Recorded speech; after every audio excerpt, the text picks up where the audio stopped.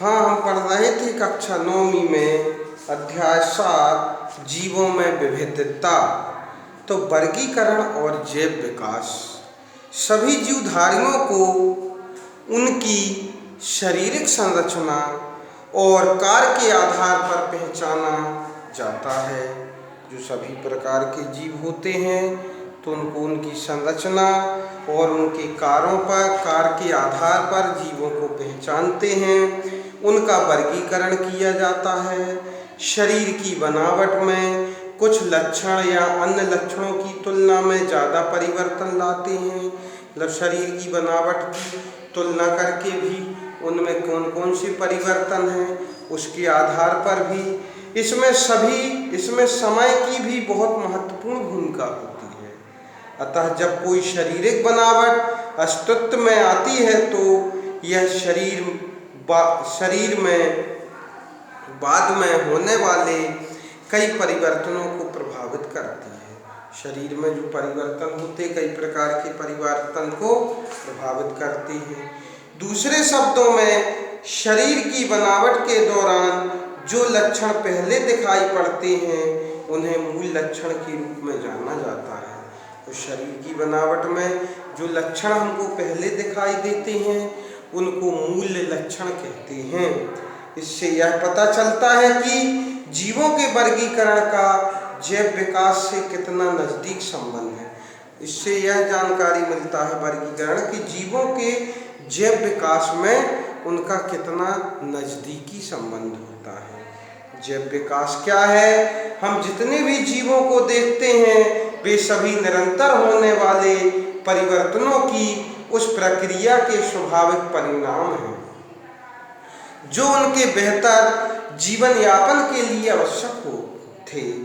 जैव विकास की इस अवधारणा को सबसे पहले चार्ल्स डार्विन ने 1859 में अपनी पुस्तक द ओरिजिन ऑफ स्पीशीज में दिया था। जैव विकास की इस अवधारणा को वर्गीकरण से जोड़कर देखने पर हम पाते हैं कि कुछ जीव समूह होते हैं।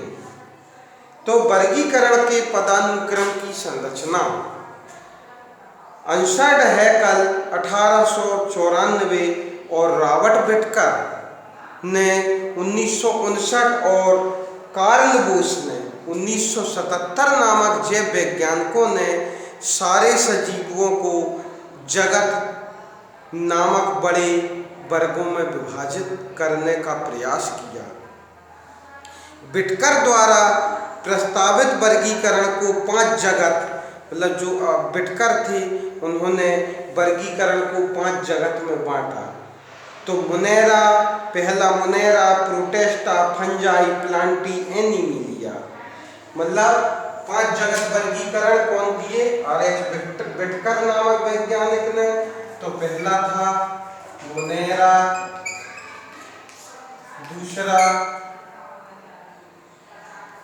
प्रोटेस्टा,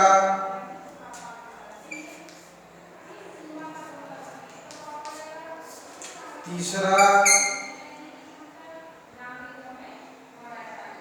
फंजाई, चौथा प्लांटी,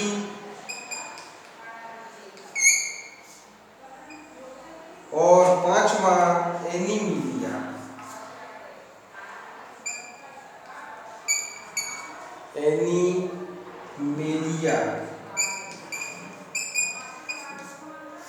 इस प्रकार उन्होंने 5 जगत में बांटा।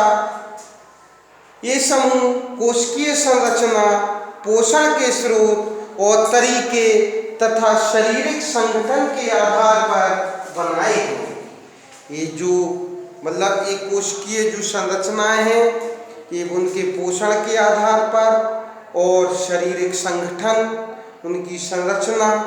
बोस ने अपने वर्गीकरण में मुनेरा जगत को आर्की बैक्टीरिया और यू बैक्टीरिया में बांट दिया। अब जो बोस नामक वैज्ञानिक थे उन्होंने इसको 2 वर्गों में बांट दिया, आर्की बैक्टीरिया और यू बैक्टीरिया में। जो प्रयोग में लाया जाता है पुनः विभिन्न स्तरों व जीवों को समूहों में वर्गीकृत किया गया। फिर पुनः इनको उपवर्गों में विभाजित किया। जगत मतलब किंगडम, फाइलम मतलब जंतु, डिवीजन और पादप मतलब इस प्रकार से। तो इस प्रकार से उसके जैसे कितने जगत, फिर वर्ग, फिर गण, फिर कुल, फिर उसको वंश, फिर जाति। ठीक है, कौन सी जगत में आता है, किस वर्ग में आता है, किस गण का है, कौन से कुल का है, किस वंश का है, उसकी क्या जाति है। तो इस प्रकार वर्गीकरण के पदानुक्रम में जीवों को विभिन्न लक्षणों के आधार पर छोटे छोटे समूहों में बांटते हुए हम वर्गीकरण के आधारभूत इकाई तक पहुंचते हैं। वर्गीकरण की आधारभूत इकाई जाति है। अतः किन जीवों को हम एक जाति के जीव कहेंगे? एक ही जाति के जीवों में बाह्य रूप से काफी समानताएं होती हैं तथा वे जनन कर सकते हैं। बिटकर द्वारा प्रस्तुत जगत वर्गीकरण की 5 प्रमुख विशेषताएं निम्न हैं। पहला आता है जगत मुनेरा।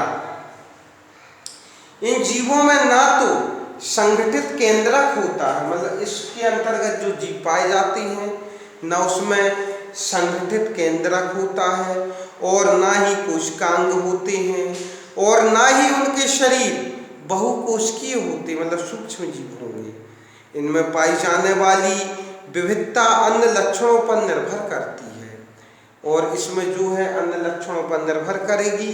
इनमें कुछ में कोशिकीय भित्ति पाई जाती है, कुछ जीवों में, कुछ कोशिकाओं में, तथा कुछ में नहीं पाई जाती है। कोशिका भित्ति होने या न होने के कारण मुनेरा वर्ग के जीवों की शारीरिक संरचना में आए परिवर्तन तुलनात्मक रूप से बहुकोशिकीय जीवों में कोशिका भित्ति के होने या न होने के कारण आय परिवर्तन से भिन्न है। मतलब बहुकोशिकीय जीवों में कोशिका भित्ति पाई जाती है, लेकिन जो जगत मुनेरा के जीवों में कोशिका भित्ति में परिवर्तन, मतलब जो कोशिका भित्ति होती है वो नहीं पाई जाती है।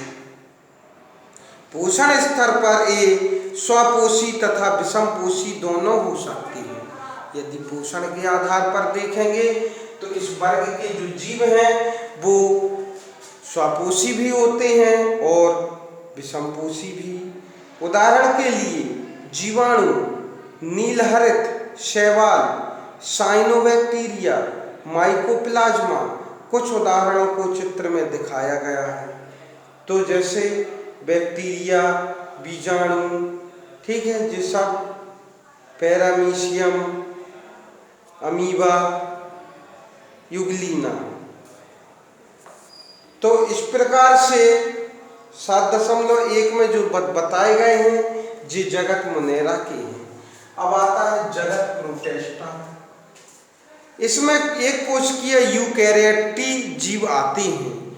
यूकैरियोटिक जीव वे होते हैं जिनमें केंद्रक के चारों तरफ मतलब कोशिका भित्ति पाई जाती है। इस वर्ग में कुछ जीवों में गमन के लिए सीलिया मतलब चलने के लिए फ्लैजेला नामक संरचनाएं पाई जाती हैं।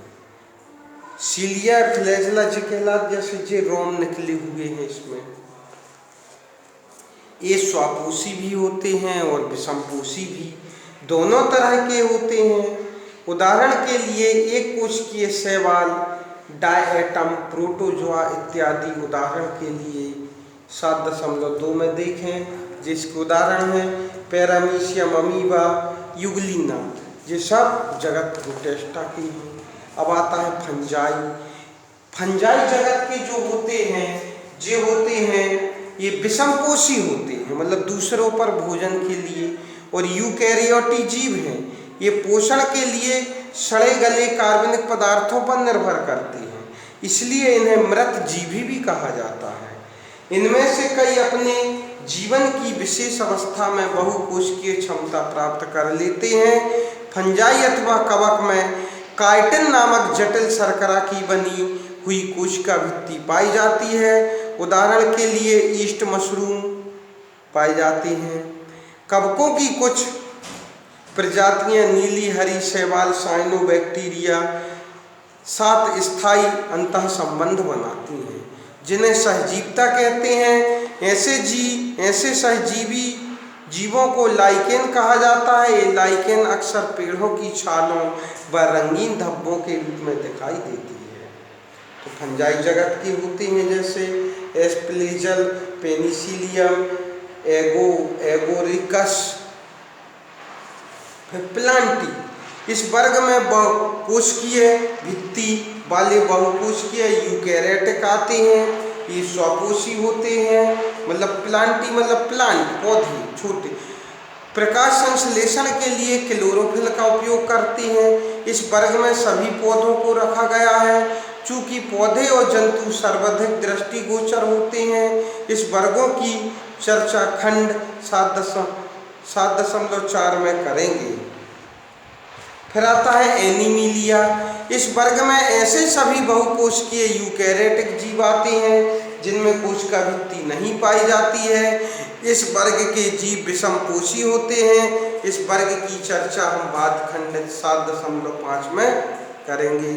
फिर आता प्लांटी। पौधों में प्रथम वर्ग का वर्गीकरण इस तत्वों को तो एनीमिलिया, जो एनीमिलिया है, अब एनीमिलिया तक इस प्रकार 5 वर्गों में बांटा गया है। अब इसके आगे जो है अलग से अब हम पढ़ेंगे, मतलब जो 7.5 दिए हैं तो इसके आगे हम कल देखते हैं।